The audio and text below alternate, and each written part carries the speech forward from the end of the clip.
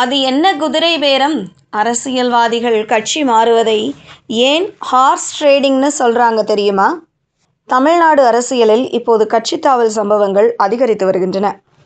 முக்கியமாக தாவேக்காவிற்கு அதிமுகவில் இருந்து அதிக நிர்வாகிகள் தாவி வருகின்றனர். இதை ஹார்ஸ் ட்ரேடிங், குதிரை பேரம் என்று நிறைய பேர் விமர்சனம் செய்வதை கேட்டிருப்பீர்கள்.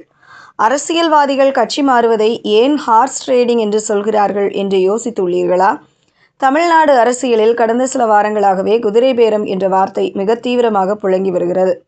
தமிழக வெற்றி கழகத்தின் வெற்றி மற்றும் வளர்ச்சியை தொடர்ந்து அதிமுகவின் முக்கிய முன்னாள் அமைச்சர்களும் சிட்டிங் எம்எல்ஏக்களும் அடுத்தடுத்து கட்சி மாறி வருவது அரசியல் களத்தில் பெரும் சலசலப்பை ஏற்படுத்தியுள்ளது. விஜயபாஸ்கர், எம்.ஆர். விஜயபாஸ்கர் என்று வரிசையாக அதிமுக கூடாரம் தாவேக்கா பக்கம் தாவி வருகிறது. இந்த சூழலில் எங்கள் கட்சி சட்டமன்ற உறுப்பினர்களை ஆசை காட்டி குதிரை பேரம் பேசி இழுக்கிறார்கள் என்று அதிமுகவும், தாவேக்கா எம்எல்ஏக்களை விலைக்கு வாங்க திமுக 35 கோடி ரூபாய் பேரம் பேசுகிறது என்று ஆளுங்கட்சியான தாவேக்காவும் மாறி மாறி புகார்களை அடுக்கிக் கொண்டிருக்கிறார்கள்.